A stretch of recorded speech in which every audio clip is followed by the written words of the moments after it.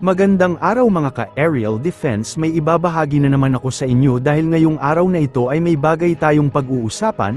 Mataas na opisyal ng militar ng China nagbabala sa sanib puwersang militar ng Pilipinas at Amerika. Pero bago tayo magpatuloy, huwag mo muna kalimutan mag-like, share, and subscribe. Paki-follow at like muna ng aming page na nasa description na ang link. Sinabi ng China na nakatuon ito sa pagresolba sa mga alitan sa maritime sa ibang mga bansa, sa pamamagitan ng dialogue, ngunit hindi nito hahayaang abusuhin ang China. Ang dagat ay hindi dapat maging isang arena kung saan maaaring ibaluktot ng mga bansa ang kanilang puwersang militar o makisali sa gunboat diplomacy. Ito ang diin ni Zhang Yuxia, Vice Chairman ng Central Military Commission at ang pangalawang pinakamataas na opisyal ng militar ng China. 正如习近平主席指出的，太平洋足够大，完全容得下太平洋各国。海洋不应是各国炫耀武力、推行炮舰外交的竞技场，而应成为大家和平共处、增进共同利益的大舞台。中国军队将坚决捍卫祖国统一和国家利益。20，现实一再表明，蓄意挑起事端，刻意制造紧张，为一己之私到处使绊子、拉偏架，终将害人害己。中国一贯坚持同直接当事国友好协商解决海上争端，但不允许善意被滥用，不接受国际法被歪曲，对蓄意侵权将依法正当维权，对无理挑衅将坚决据理反制。 Halos 17,000 tropang Pilipino at Amerikano ang nagsimula ng 3 linggong Joint Combat Training Exercise sa Pilipinas, na kinasasangkutan ng maritime drill sa West Philippine Sea, kung saan may tensyon ng Pilipinas at China sa nasabing karagatan. Ang France at Australia, na nagpalakas ng ugnayan sa pagtatanggol sa Pilipinas sa harap ng agresibong pag-uugali ng China sa South China Sea, ay sasama sa maritime exercises na isasagawa sa unang pagkakataon sa teritoryo ng Pilipinas.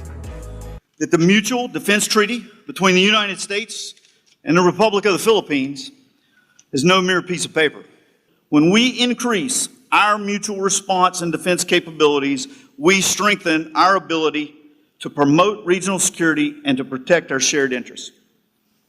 Through the exercise, we have improved competencies and utilized game-changer capabilities to enhance war-fighting tactics, techniques, and procedures, both at the tactical and strategic level. It is not a partnership of convenience, but rather a clear reflection of our shared history, unwavering commitment to democracy, and respect for international law in our pursuit of peace and security in the Indo-Pacific region. Inaasahan ng Armed Forces of the Philippines ang posibilidad ng pagkakaroon ng presensya ng China sa ilang lugar na pagdadausan ng mga aktibidad ng Balikatan Exercises ngayong taon. Ito ang inihayag ni Balikatan Exercises Director for the Philippines, Major General Marvin Liquidin, sa Camp Aguinaldo kasunod ng opisyal na pagbubukas ng naturang military exercises. Aniya, sa ngayon ay hindi pa nila makumpirma ang umano'y presensya ng 2 Chinese maritime militia vessels sa layong 30 nautical miles mula sa coastline ng Palawan, alinsunod na rin sa naging monitoring ng American maritime expert na si Ray Powell. Ngunit gayunpaman ay inaasahan na aniya nila ang posibilidad na mamataan ang presensya ng China lalo na't may mga itinayo rin aniya ang mga ito na istruktura sa naturang lugar. Can you confirm these reports are based on the tweet of military analyst Ray Powell that at least 2 Chinese maritime militia vessels were spotted just 30 nautical miles from the shores of Palawan? And can you consider this that China is sending a message given the fact that we have opened the Balikatan exercises today and there will be a multilateral maritime exercise within the West Philippine Sea? Frankly, I cannot confirm you that on the presence of the maritime militia, but the Chinese maritime militia has always been in the South China Sea ever since the misunderstanding and these areas have started. So they've been there, they have developed them. But as to that report, I cannot confirm or deny it. But surely, I would say that we would expect some presence of the Chinese side also because they have built their structures in these areas. Kasabay nito ay ipinunto rin ng opisyal na madalas naman na talagang nakikita ang mga barko ng Chinese Maritime Militia sa West Philippine Sea, mula nang umusbong ang territorial conflict sa lugar sa pagitan ng Pilipinas at China. Kung maaalala, una nang binigyang linaw ng AFP na ang pagkakasa ng balikatan exercises sa bansa, kasama ang Estados Unidos ay isang taunang aktibidad ng hukbong sandatahan, na layunin lamang na mas paigtingin pa ang defense capabilities at alliances ng kasundaluhan sa kabila ng mas lumalalang agresyon ng China sa West Philippine Sea. Well, as part of the multinational maritime exercise, we always adhere to international law and the freedom of navigation in these seas. So I think we wouldn't see any problem so long as we follow international law and follow our mutually agreed cooperative mechanisms. Thank you. Yes, sir. Do you want to add up? If I could, I would just offer, one of the key aspects of Balikatan, I think if you recognize a group of like-minded individuals who have come together by treaty in some case and by request in others, whether observing or participating, it is like-minded partners, allies, and friends who are here based on a fundamental value belief in an international order based on international law. And so I think that's the exercise is operating well within those, and those that aren't, I'll let you be the judge.